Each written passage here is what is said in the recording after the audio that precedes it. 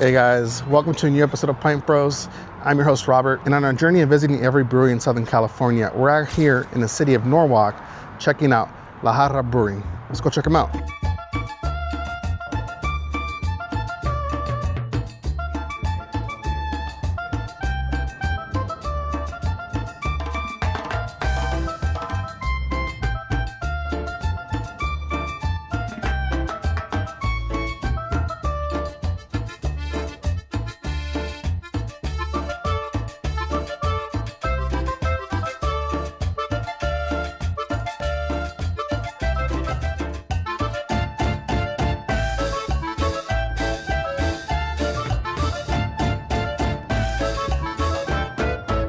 All right, guys, I am joined here with the co-owner and head brewer, Derek. Yep. Thanks for having us over. Thank you for coming. Yeah, no. You know, it's funny, I've actually been here in the past. We came by once, we've been meaning to come back again. I'm glad that we were able to come and feature your place. How long has this place existed here in Norwalk, right? Yeah, in Norwalk, we're right on the border with Santa Fe Springs. We've been here for, we're gonna hit 3 years now at the end of April. Very cool. And what made you guys decide to, first off, open a brewery? I don't know, a little bit of crazy, just a little bit of kind of like tied with our old jobs. Because Jason and I and my father, we all came from like the tech industry and aerospace. Oh, wow. So he was from aerospace and Jay and I were tech. And so we kind of were mixing things up and it was a good point in our life. So we kind of switched gears and we were home brewing for, I don't know, at that time, it was like 15 years. Oh, wow, okay. So then it's kind of been a passion. Yeah, that you guys absolutely. Just created into fruition and just, hey, let's go open up a brewery. It was kind of one of those things where you're sitting in your driveway and like, hey, early on when we were home, we were like, hey, wouldn't it be cool if, and then the kind of opportunity popped up and access to this building came available, and so we decided to kind of like, well, let's take a really hard look at it, and we went for it. It's a cool place. I love the building, and it's literally right off the 5 freeway and Carmenita, right? Yeah. And then you guys just kind of fell upon it, found it? Well, I grew up in Artesia, so I'm right down the street as a neighbor. I've spent a lot of my life in Norwalk working here and doing odd jobs and such, and so we're really familiar with the place. Very cool. And when it came to like the decorating of this, you said, we kind of had a previous discussion before, that it's like a collaboration of ownership, brewers. Yeah, it was like a barn raising basically, because we were coming up during construction right when COVID lockdown hit. So some of it came out of necessity because all our permitting and stuff was on hold for over a year. So we were just kind of sitting here, well, what can we do to be productive? So we decided to teach ourselves some trades and learn how to frame and weld and all that stuff. And so we had our a friend of mine who is now one of our head bartenders. He's really talented muralist, so he did all the murals here. Yeah, they're really cool. They add so much character to this entire place. And I feel like we just need to do the interview here for the rest of the These suck you in. These things are crazy. Where did these guys come from? These are made in Costa Rica, so there's a company out in Florida that imports them. That is really cool. So that's where we got them from. It's a fun little spot. Shoot, if I could nap these up every time we come over here, this is like the most ideal spot to hang out. Oh yeah. So when it comes to like the actual planning of when you guys came and built this place, did you guys already foresee how big of an area that you wanted to dedicate to the brewing room itself? Yeah, we did a lot of homework. We reached out to a bunch of brewery owners who recently moved in Long Beach, different areas, and just talked to them about their experience and if they could start over, what would they do different? Because we had the opportunity to kind of like carte blanche this building. So, after talking to them, we carved up the plans, and this is going to be the brew house. This is this.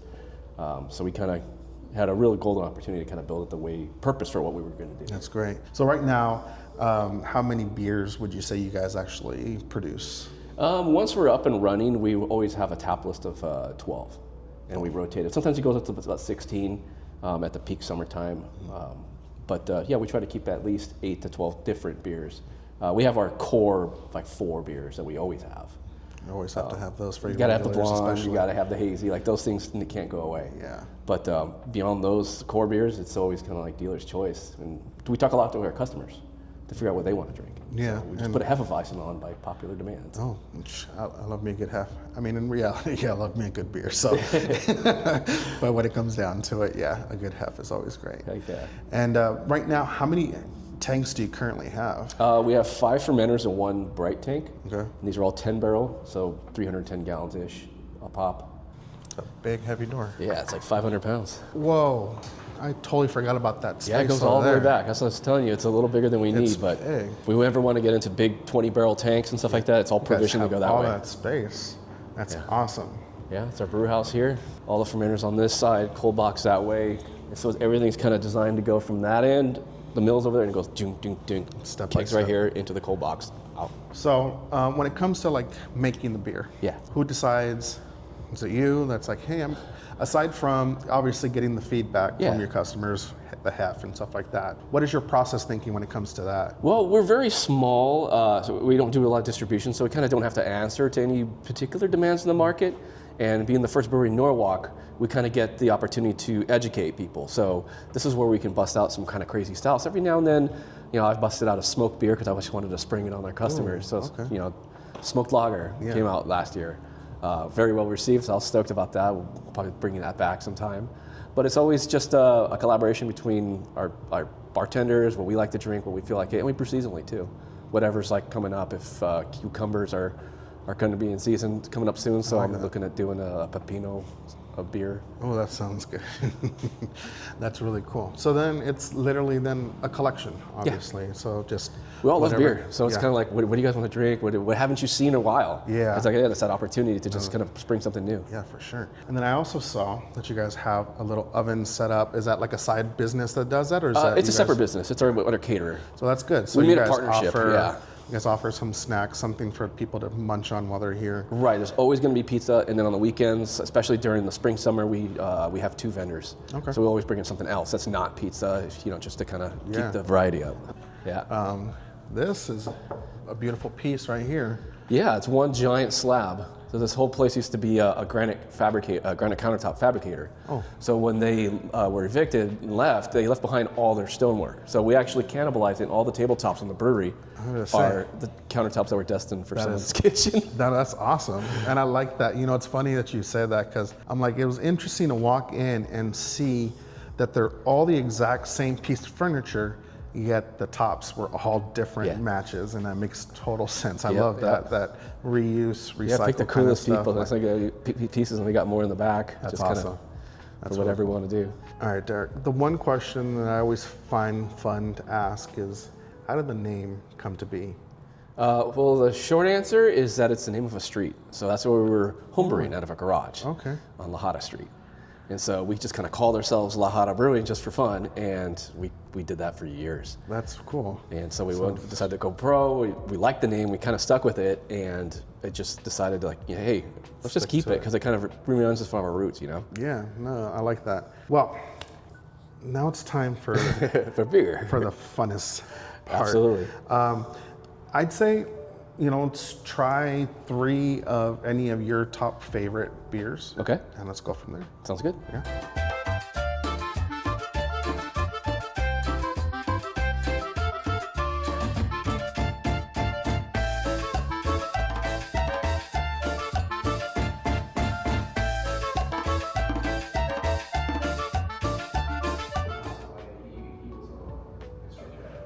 Very nice. So, All right. what do we have here going from my left to right? So from your left to right is Annabelle. This is our blonde ale. Okay. The next one is 5 Points. It's our Hibiscus lager. And lastly is Hey Blinken, which is our new Hefeweizen for the spring. So comes the fun part. All right. All right. So let's start off with your blonde, your Annabelle. Yeah, so this beer, Annabelle, all our beer names have something personal to us, either a film that we like, or in this case, Annabelle is named after Jason, who's the other owner. It's his daughter. It's his first, she was born while we were building this place out. Very cool. So we named our first beer after her, and this is actually our first homebrew beer that won an award. Oh, really? Many, many years ago. So And it's, what's the ABV on this one? this one's 5.0. 5.0? Nice. Very classic hop profile, Cascade, Centennial, with a little bit of Liberty, I like that a lot. pale malt, honey malt. Yeah, you get that. Me, I love the kind of, the beer that you can enjoy year round. Yeah. Because obviously not every beer is, yes, you could technically have every beer year round, but it doesn't work that way. There's certain seasons to certain beers. Obviously, it's like when you have Oktoberfest. Yeah. You want your heavier beers and stuff like that. So, but this one definitely is something that it's nice, it's light, it's crisp, it's very airy. It has lots of different subtle flavors. So, yeah, I could totally see why. Yeah, the honey this is- malt gets more pronounced as it warms up too. Yeah, So it's kind exactly. of like it sits around for a while and it changes, which is rad. We have this lovely number 2 over here. Yes, sir. This one's also 5.0. This is named after an intersection here in Norwalk called 5 Points. I know exactly what you're talking about. Yep.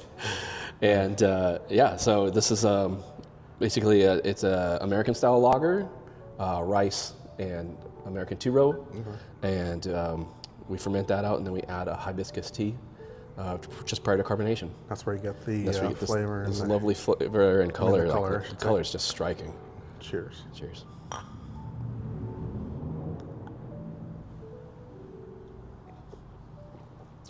Yeah, I like that. Nice subtle tartness, but not too. That is nice. Yeah. I like the tartness.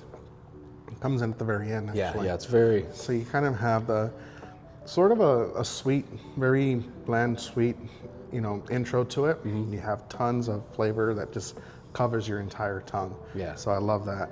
And then at the very end, you get the tartness of it. Yeah, and it kind of with the tartness, it kind of fills your palate a little bit. So then when you take a next drink, it's more It's like more mouthfeel. Yes, to for it. sure. But it is at its core, it's a light lager. It's beautiful and it's super clean.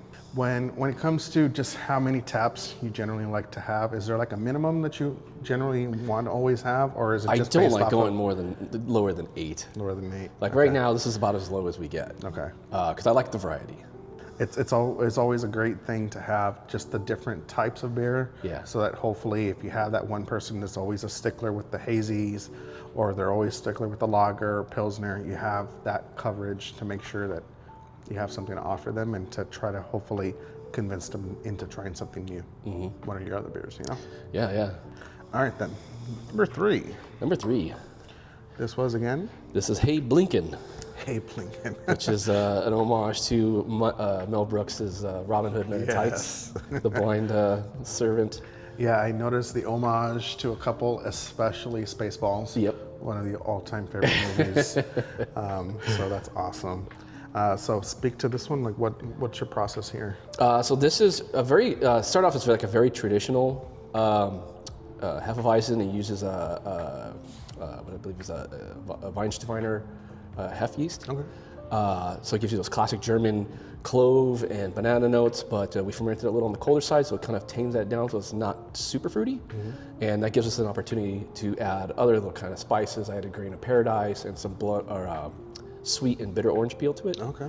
So it gives us a nice little citrus notes to it. So it's not strictly like a traditional German hef, but it's like a California hef too. Yeah. Well, cheers. Cheers.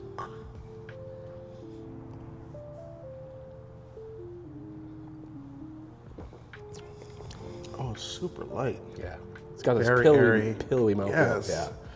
That's impressive. That is definitely not. That's the first kind of hef I've ever had that experience with. It's extremely light, but you have, first off, the smell. Yeah. Immediately, you could tell that's a hef right off the bat. But then you get that pillowy experience that's kind of trippy. Yeah, it's all that wheat that's in there because this is 60% wheat and higher carbonation. So kind of just all those proteins kind of just give you this bigger, fuller mouthfeel with all those tiny, tiny bubbles. Yeah, it's great. No, it's awesome. Just refreshing, very light. Again, another crisp, very crushable beer. So Yeah, and at 5.7, it actually can sneak up on you. yeah, I could Just be yeah. careful with that one. Very cool. Well, Derek, I really appreciate you having us over That's a pleasure. and learning about La Jarra Yeah. out here in Norwalk. So guys, if you're out in the city of Norwalk, they're literally right off the freeway, off of Carmenita and the 5 freeway. Make sure to come out and check them out and tell Derek and the group that Pint Bros said hi. Thank you so much. Thanks, man. Appreciate it. My pleasure.